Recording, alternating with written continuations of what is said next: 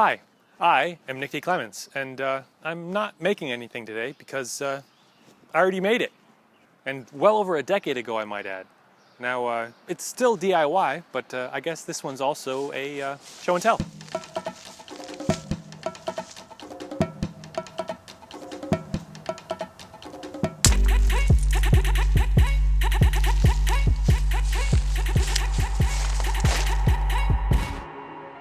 This is my portable green screen backdrop, and I made this so long ago. It's been to the 4 different places that I've lived. It went to my brother's for a while.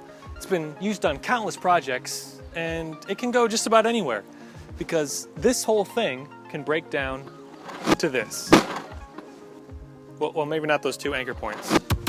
Yeah. The construction is extremely simple. It's just several pieces of PVC connected with some couplers. Now, I cut down my PVC into pieces small enough to fit into this duffel, around 2 feet in length. Now, if that's not a requirement for you, you can of course just use full-length pieces. I also made a bunch of 1-foot pieces. These are great if I only need to extend it a little bit more. I can use one of these instead of a full 2-foot section. The front also has plenty of extra couplers for any configuration I could need. Even T's in case I want to do an extra long span and put a support in the middle. A couple of 90s connects the uprights to the overheads, and everything is anchored to the ground via a pipe encased in cement. Or you could also just take a T and a couple pieces and make a stand that way. Originally, these were in a bucket, but those have long since broken away from being left outside, but they still work just the same and can always be placed back in a bucket if desired. Now, making one is extremely simple. All you gotta do is 1, take a box, 2, put a hole in that box. Whoa, wait, that's wrong instructions. Just take a bucket, take some cement, mix it up in the bucket. Before it sets, stick in a pipe. Now you can paint it if you want. If I made it again, I probably wouldn't. It's really not necessary, and as you can see, a lot of it's chipped off. Granted, spray paints for plastic has gotten considerably better since the time I made this, but if you do paint it, don't paint all the way to the ends because it makes putting in the fittings really difficult. Also, if I was to make it again, I might use electrical conduit. Not PVC, have I lost my mind? Maybe. Now, it'd be about the same weight, but I could use a much thinner diameter pipe and it would still be just as strong, if not stronger. I could still cut it down into smaller pieces and connect it using couplers. And when broken down, it would probably barely even fill half of this stuff. As far as the green screen, I just have a big sheet of green felt. Now, it's not the best material for this, especially outside. It's an absolute magnet for stuff, but it gets the job done. Also, I have a ton of this stuff. Oh my God, it's so heavy.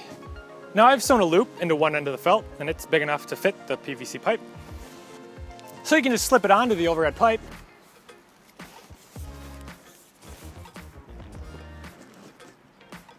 And there you go, portable green screen. Now you don't need to use this frame for a green screen. I mean, you could hang any kind of backdrop you want from it.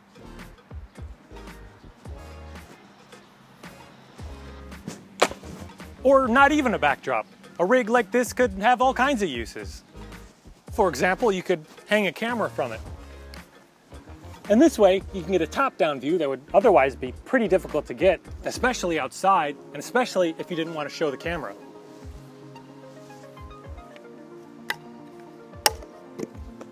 And again, when you're done, everything easily disassembles and fits nicely into a duffel.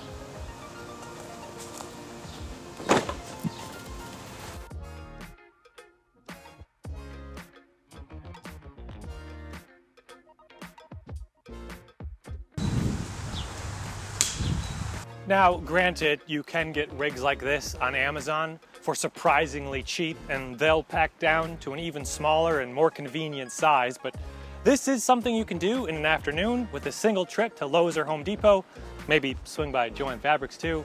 For about the same cost or less, you can make it to fit your exact needs, and it'll last you a long time, so what are you waiting for? Go make one. Anyway, my sincere thank you for watching. Once again, I am Nick Clements. If you're wondering, Nick is short for Nicholas, and the D stands for Dropback. it's a stretch. Anyway, I'm off to make something else.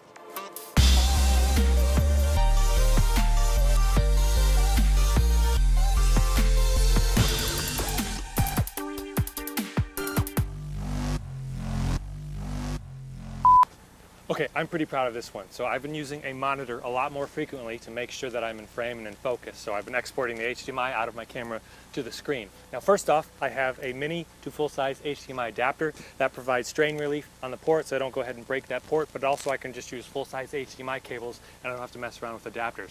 Now the thing is, sometimes when I want to reframe a shot, I don't want to have to run all the way back here to rotate the monitor so I can see it or try and see it from that screen. Sometimes it's a lot easier just to use the screen on the camera. Now what I have been doing is just unplugging the cable to engage the screen, but I really don't like doing that. It's difficult, it puts wear on the port. But today I had a great idea. I just connected one of these little HDMI switches. So now all I have to do is press the button to switch to the other channel, essentially unplugging the cable, and it re-engages the camera screen. And then when I want to turn the monitor back on, another button press, you're good to go.